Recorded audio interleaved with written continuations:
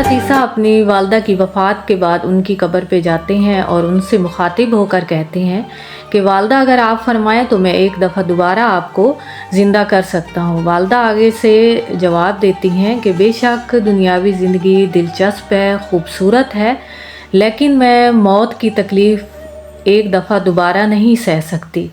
ये एक प्यारा सा छोटा सा आपके लिए मैसेज है। अगर आप इसको गौर से सुने तो आपको समझ आएगी।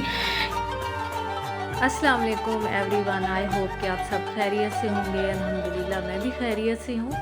आज अल्हम्दुलिल्लाह 15 रोज़े हमारे गुज़र गए हैं। अल्लाह पाक का करम है कि अच्छे से सारा रमज़ान शरीफ गुज़र रहा है। खूब रमज़ान की तैयारियाँ हो रही हैं और उसके साथ साथ खूब रोज़े रखे जा रहे हैं और खूब बढ़ चढ़ के इबादत की जा रही हैं। अल्हम्दुलिल्लाह अल्हम्दुलिल्लाह आज मैं आपसे 15वें रमज़ान की अफ्तारी शेयर कर रही हूँ। बहुत मज़े की मैंने अफ्तारी बनाई है। आपने एंड तक मेरे साथ चलना है और वीडियो को कहीं से स्किप नहीं करना। सबसे पहले मैंने आज बच्चे फरमाइश कर रहे थे कि मम्मा आज क्यों ना एक मीठे में एक प्यारी सी रेसिपी बनाई जाए, और बच्चों की फरमाइश पर मैंने कस्टर्ड बनाई है। 1 लीटर के बराबर मेरे पास दूध था, उसको मैंने पहले अच्छे से बॉईल कर लिया है। उसके साथ ही मैंने इसमें 2 से 3 स्पून इसमें कस्टर्ड पाउडर इसमें मिक्स करके ठंडे दूध में, तो वो मैंने इसमें ऐड कर दिया है जैसे ही दूध बॉईल हुआ है। और उसके साथ आप देख रहे होंगे कि इतना मज़े का मैंने फ्रूट चाट बनाया है, जिसमें मेरे पास केले थे और उसके साथ अमरूद और मेरे पास सेब थे। जस्ट मेरे पास यही फ्रूट्स थे और मैंने इनकी बारीक बारीक कटिंग कर ली है। बारीक बारीक कटिंग करते साथ ही मैंने इन सारे फ्रूट्स को एक दूसरे के साथ मिक्स कर लिया है। जैसे ही हम इनको आपस में मिक्स करते हैं तो एक मज़े का फ्लेवर बनता है, और ये फ्लेवर जब हमारे मुंह में एक नया फ्लेवर बना के एक मुनफरिद सा हमारे मुंह में रस घोलता है। इसके साथ ही ये देखें मैंने चटनी बना के रखी हुई है। ये चटनी मैंने आपसे पहले भी शेयर की है। अगर आप चाहती हैं कि आप इस तरह की मज़े की चटनी बना के अपने फ्रूट चाट में डालें तो आप मेरी वीडियो पे जा सकती हैं, देख सकती हैं कि ये मैंने इसकी फुल रेसिपी आपके साथ पहले से शेयर की हुई है। जस्ट इसमें मैंने 3-4 फ्रूट्स ऐड किए हैं। उसके साथ ही मैंने इसमें थोड़ा सा इसमें चटनी इसमें ऐड कर ली है खजूर और इमली की, और उसके साथ थोड़ा सा मैंने इसमें फ्रूट चाट मसाला ऐड कर लिया है। अब जी बारी आ गई थी पकोड़ों की, क्योंकि अगर आप चाहते हैं कि आपकी अफ्तारी एक मज़े की बने तो अगर पकोड़े नहीं होंगे तो कुछ भी नहीं होगा। तो पकोड़ों के लिए मैं इस तरीके से मैंने बेसन ले लिया था। तकरीबन 2 किलो के बराबर मेरे पास बेसन था। इसमें मैं तकरीबन जितने भी हैं स्पाइसेस अपने हिसाब से मैं इसमें डाल लेती हूँ।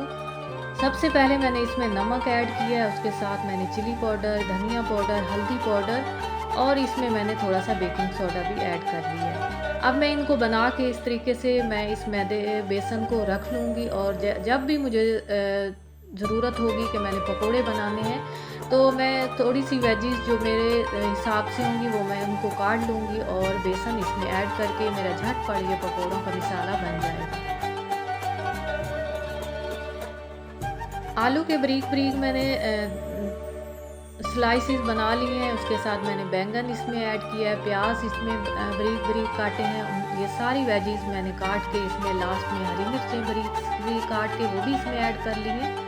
अब जस्ट मेरे पास जो बेसन बना पड़ा है स्पाइसेस वाला वो मैं इसमें ऐड कर लूँगी। लास्ट में थोड़ा सा मुझे लग रहा था कि बेकिंग पाउडर थोड़ा कम है तो वो भी मैंने इसमें ऐड कर लिया है। एक एग भी मैंने ऐड कर लिया है, क्योंकि पकौड़ों में अगर एग ऐड किया जाए तो वो क्रिस्पी बनते हैं और बहुत मज़े के बनते हैं। अब हस्बे जायका इसमें मैं बेसन ऐड कर लूँगी। और इस पॉइंट पे मैं आपसे एक बात शेयर करना चाहती हूँ कि अगर आप चाहती हैं कि आपके पकोड़े बाज़ार जैसे बने तो आपने इसमें पानी बिल्कुल ऐड नहीं करना। जस्ट आपने जब अपनी वेजिटेबल जो आपने कट करके रखी हुई हैं उनको जब आप वॉश करेंगी तो बस उसी पॉइंट पे ही आप इनको इसमें ऐड कर लें बेसन में, और इसमें आपने बिल्कुल पानी नहीं ऐड करना। पानी को आपने स्किप कर लेना है। अगर आपको लगे कि ये काफ़ी गाढ़ा बन गया है तो थोड़ा सा आपने इसमें पानी ऐड करना है। गाढ़ा सा मिक्सचर बना के आपने रख लेना है। उसके साथ ही मैं अपनी टेबल भी सजा रही थी। कस्टर्ड जो है मैंने उसको थोड़ा सा रूम टेम्परेचर पे रखा ताकि बाद में मैं इसको फ्रीज़र में रख दूँगी। सबसे पहले मैंने कस्टर्ड ही बना ली थी, क्योंकि आपको पता है कि ठंडी कस्टर्ड ज़्यादा अच्छी लगती है, तो इसलिए सबसे पहले आप जब भी कोई मीठा बनाने लगें, मीठे में आप कोई डिश बना रही हैं, तो सबसे पहले उसको रेडी करें और उसके बाद बाकी अपनी रेसिपी की तरफ देखें। तो कस्टर्ड बन चुकी थी, उसको मैंने रख दिया टेबल पे। उसके साथ ही मैंने मशरूब में मैंने थोड़ा सा ठंडा सा शरबत बनाया था। दूध मैंने उसमें ऐड किया था और पानी ऐड करके जस्ट यही मैंने जो है शरबत बना के रख लिया था दूध का। और उसके साथ मैं अब आ गई थी किचन में और अब बारी आ गई थी पकौड़ों की। अब मैं उनको फ्राई करने पे लग गई।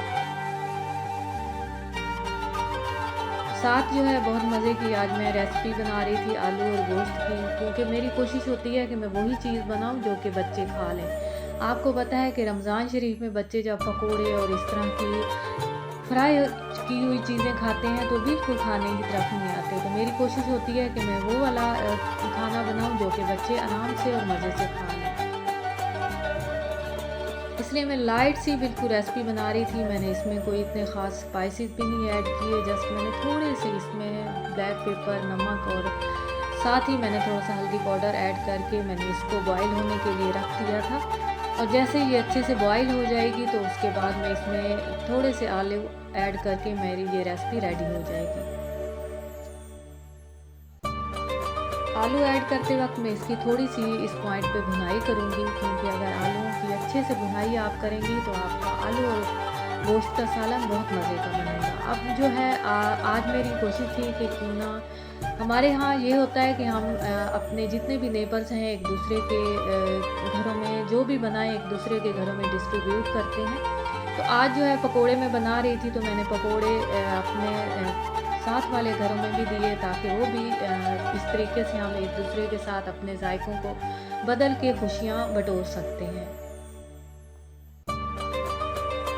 जो चीज़ मेरी रेडी हो रही थी वो मैं टेबल पे रख रही थी। बहुत मज़े के मेरे ये वाले पकोड़े बनते हैं, आपने ज़रूर इनको ट्राई करना है। आप सब ने मेरे आज के मैसेज पे ज़रूर गौर करना है और उसके साथ ही मैं आपसे इजाज़त चाहती हूँ बहुत सारी दुआओं के साथ। टेक केयर, अल्लाह हाफिज़।